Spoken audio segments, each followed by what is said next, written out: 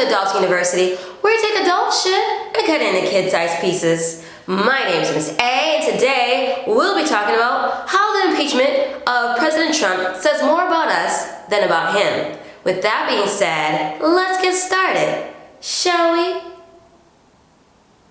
We've all heard the saying, familiarity breeds contempt. Well, today I'm going to share with you some ways in which the impeachment of President Trump says more about us, American society as a whole, than it says about him. Number one, we don't like authority. So President Trump comes in as an outsider, and he's a direct threat to politics as usual, which is AKA known as the establishment.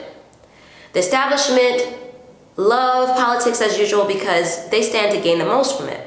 These being career politicians who, for the most part, have gained a whole lot more being career politicians and going along with the flow of politics in Washington than not. And so they work really hard to oppose his authority as president versus working with him for the betterment of the country. Whether you love him as a person and hate his policies, or hate his policies and love him as a person, or somewhere in between, you have to agree that there has to be order. And order requires structure, and structure begets authority. And without any of these things in play, of course, there's only chaos. The impeachment reflects the chaos / distraction that can take place when authority isn't respected. As I said before, the impeachment of President Trump says more about us than about him, which is that overall, we don't really like authority, and we very rarely love submitting to it. And of course, that's not all of us all the time, but that could be a good portion of us some of the time. So I really would encourage everyone to look within to see where in your life you are submitting to authority. It doesn't mean you have to love everything about it, but again, authority also comes with structure, also comes with progress. So let's all work on respecting authority wherever it is in our lives. Number two, we are consumed by the appearance of things or the fantasy versus results / reality. I always said, as many others, that President Obama represented our idealized fantasy or filtered self as Americans. And well, Donald Trump was the unfiltered version of us. And as Americans, we're easily captivated and won over by our romanticized self versus the reality. And you don't have to look far to understand what I'm talking about when you just, listen to the music that comes on the radio or the advertising, movies, etc. Everything is made to feed the glamorized version of ourselves, or the glamorized, idealized version of ourselves. So we'll often bypass something of substance for the superficial. This point that I'm making was perfectly captured by a young black man who went onto a college campus to ask students why they didn't like Donald Trump. Now, as you can guess, many of them did not like him. And when it came to one young woman, she said that she, of course, didn't like him and loved Obama. So he frankly asked her, well, if Obama was doing dirt,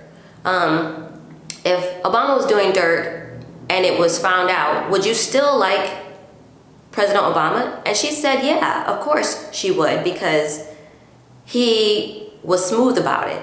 He would do it on the down low. And so you can see that even in the face of substance lacking, she would choose President Obama over Donald Trump just because he knew how to hide his dirt, which means that she is captivated, as I said, by the romanticized, idealized version of what a president should be. So you can see why I say we usually take the superficial over substance, generally speaking.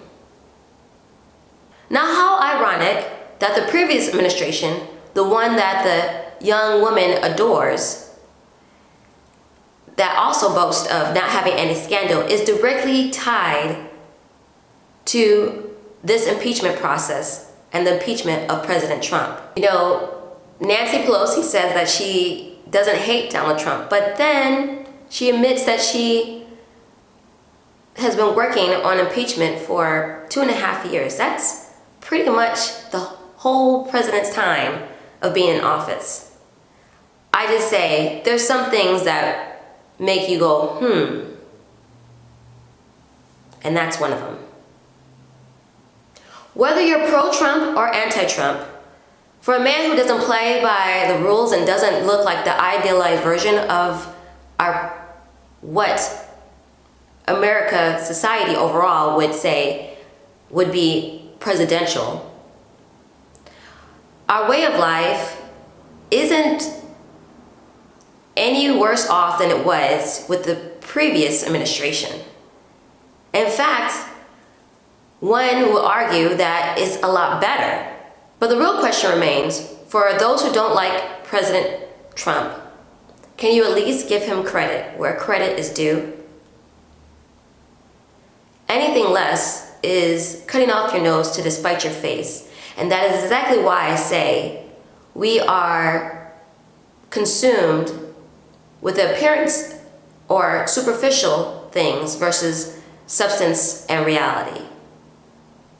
And last but not least, number 3, we've all been made liars by the PC, woke, and cancel culture. In a time where people rarely say what they mean and mean what they say, President Trump stands as a great liberator to those who are tired of pretending, smiling, and just taking it. There was a time in our nation when people kept things to themselves, and it was easier to be PC because you didn't have to agree with what was before you, but you weren't ran over by the elephant in the room. But now that people are living in their truths and everything is everything, well, it's kind of hard to deny what's before you, because now it's seen as if you can't agree with what I'm doing, then you're offending me.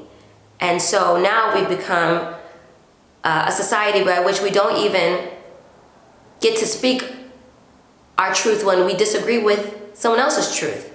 And it's even not so much as being disagreeing, because a lot of people would consider themselves good people, quote unquote, people who have manners and would mind their own business. But now it's as such that if you don't agree with what's before you, you're considered a hater.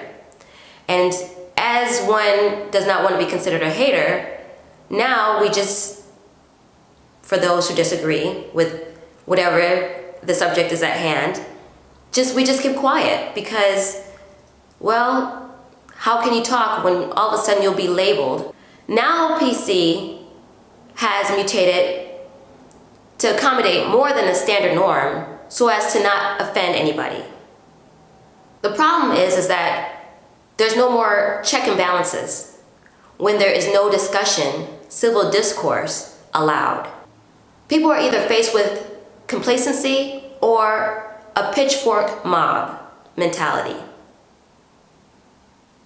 When civil discourse is denied, an honest discussion cannot be had, and thus the PC, woke, and cancel culture has made liars out of all of us.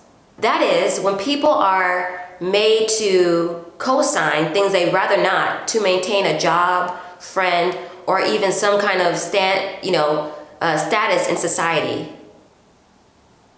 While President Trump's words, for the most part, are refreshing, they are a double-edged sword, as people are using his words against him so that as to piggyback off of the emotions that they elicit to control the narrative more.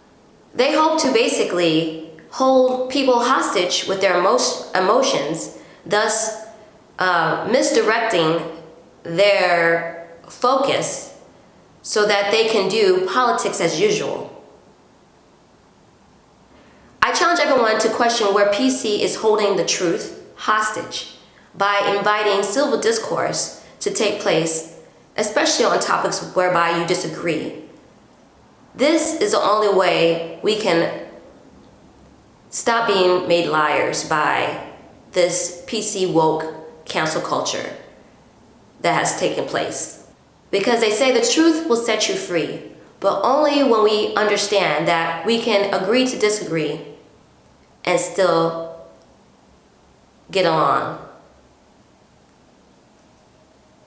Well, that's it for today. Just my take on how the impeachment says more about us than about President Trump. Thank you for attending class. Go ahead and do your homework by subscribing to this channel, commenting, and thumbs up this video. My name is Miss A, and until next time, remember, you must be this tall to pay bills.